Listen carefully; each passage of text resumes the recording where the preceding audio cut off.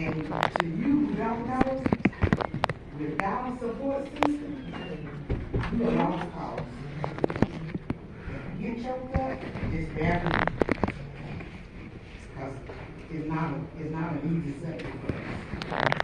I was a caregiver for my husband, who spent 3 months in the hospital with us preparing everything for him to come home and everything, but he never did make it out of the hospital.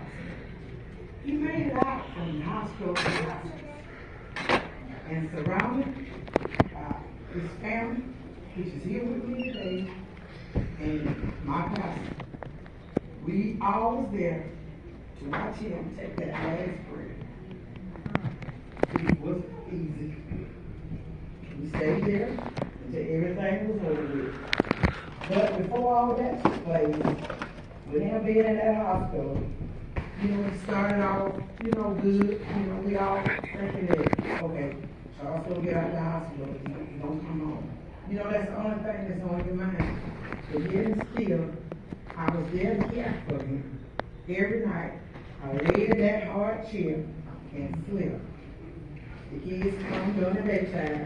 Somebody would come and relieve me for at least an hour.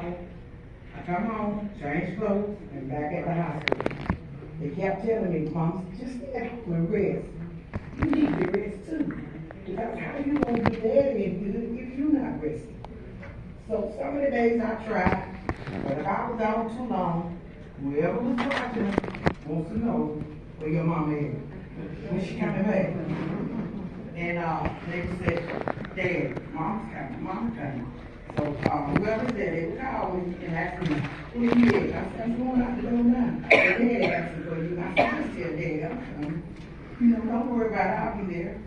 So I watched him. I could tell y'all just about every medication he had, what it was for, why y'all giving it, when you giving it. If y'all don't know the time, just come ask me, because I can tell you what time it is. So when you get new nurses and stuff, some of them didn't know the routine. But the majority of the time, he had the same nurse. But without my friends and family being a support, y'all don't think I would have made it. Y'all calling me, feeding me, coming in, want me to walk out while y'all stay there with them a while. I appreciated it. But if you don't have the patience, if you don't have the love, then don't be a caregiver. Because the only thing you're going to do is frustrate yourself. And God gave me the strength, the love, and the passion to take care of this man, which I have been with over 50 years.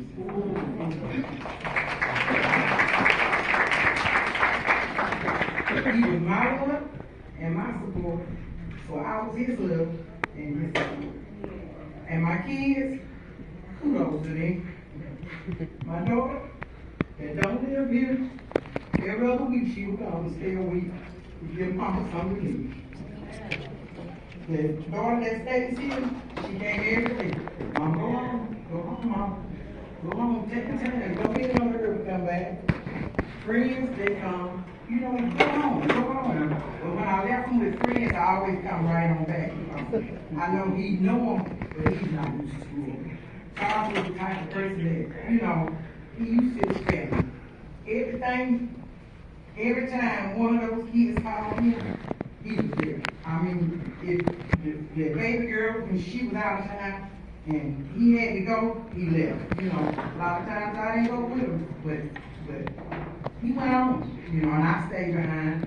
And y'all being a caregiver, like I said, it's not easy. You gotta love your job, but you gotta take care of yourself. That was everybody's key thing of telling me.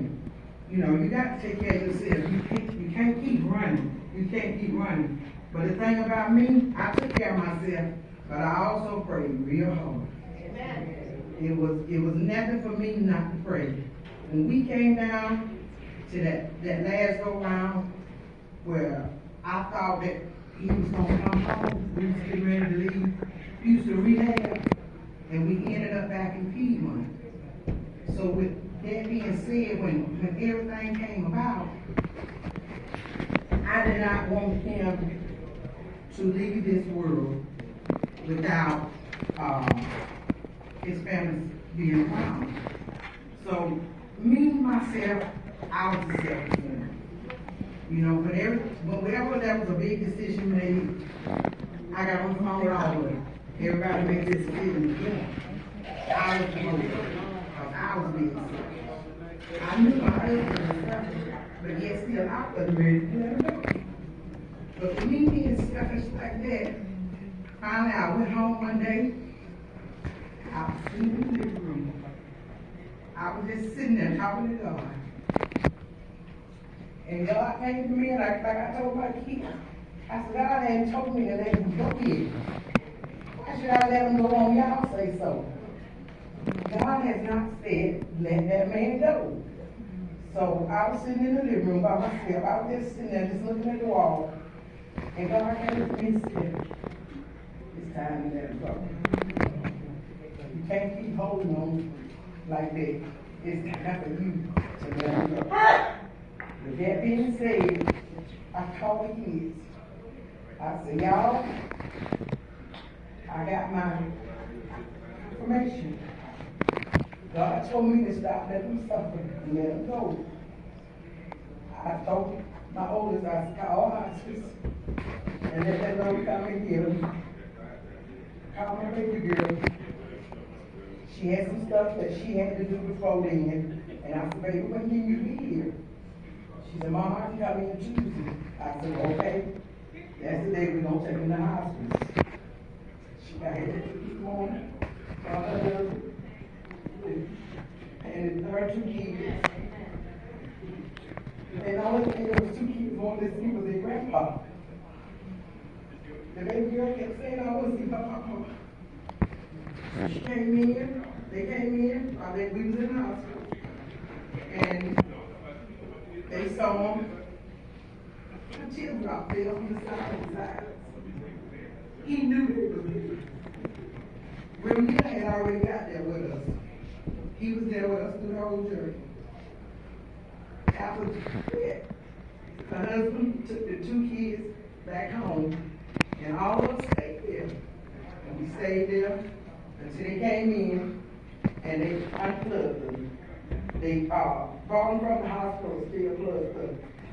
They unplugged them, and we sit there until he took his last breath. And we all said, God be the glory, he's not suffering no more.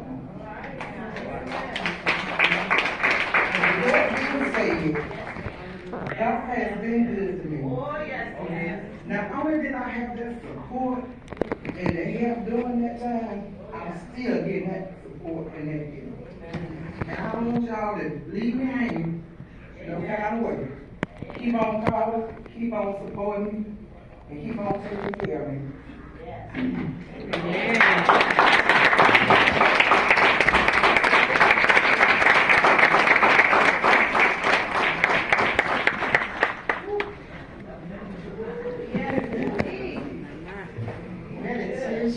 Where are they?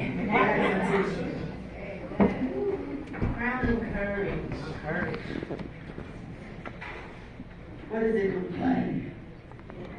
One person said every time it got rough, she said, she kept singing in her head, God said he would be with me.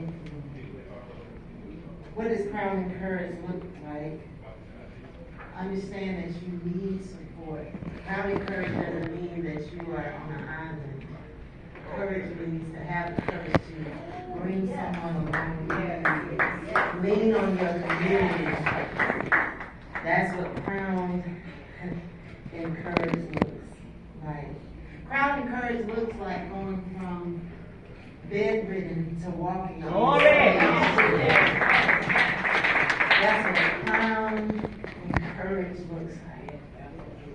Crown and courage looks like being selfless and allowing your loved one to go be with the Lord. Amen. That's what crown and courage looks like. Anybody else just in awe of what happens when God walks through a journey with you? Yeah. We have 3 miracles sitting right there.